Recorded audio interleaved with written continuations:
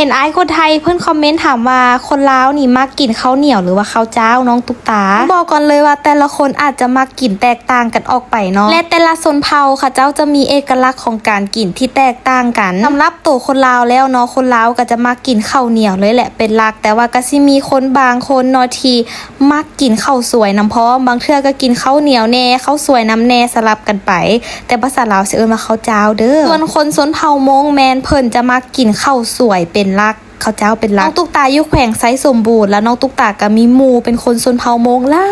ลายเนาะชนเผ่ามงนี่เพิ่นจะอยู่แขวงไซสมบูรณ์ค่อนข้างที่จะหลายเนาะแล้วน้องตุ๊กตาก็ไปลิ้นน้ำหมู่แล้วก็ถามหมู่ตลอดเนาะเพราะว่าหมู่ขนาดเพิ่นจะมักกินข้าวเจ้าขนาดเลยเพิ่นบ่ค่อยมักกินข้าวเหนียวแต่ว่าทางเฮือนทางบ้านน้องตุ๊กตานะเพิ่นจะมักกินข้าวเหนียวขนาดเนาะส่วนหลายหลักๆก็จะเป็นคนชนเผ่าลาวคนชนเผ่าลาวก็จะเป็นคนชนเผ่าลาวลุ่มเด้อในประเทศลาวเฮามีหลากหลายชนเผ่าแฮงเนาะมีตั้ง50ป่ายชนเผ่าพุ่นและแต่ละชนเผ่าก็จะมีภาษาเป็นของตนเองนำพร้อมแต่ว่าน้องตุ๊กตาก็เว้าบ่ได้ดอกแต่ว่าภาษากลางของพระคนลาวก็จะเป็นภาษาลาวลุ่มนี่แหละเจ้าประเพณีฮีตคองของแต่ละชนเผ่าก็จะแตกต่างกันออกไปเด้อคนชนเผ่าลาวลุ่มเนาะส่วนหลายเพิ่นจะมักปลูกข้าวเหนียวส่วนคนชนเผ่ามงส่วนหลายเพิ่นจะมักปลูกข้าวเจ้าแล้วสำหรับไอ้ๆทุกคนเด้มักกินข้าวเหนียวบ่หรือว่าข้าวเจ้าคอมเมนต์บอกกันได้เด้อ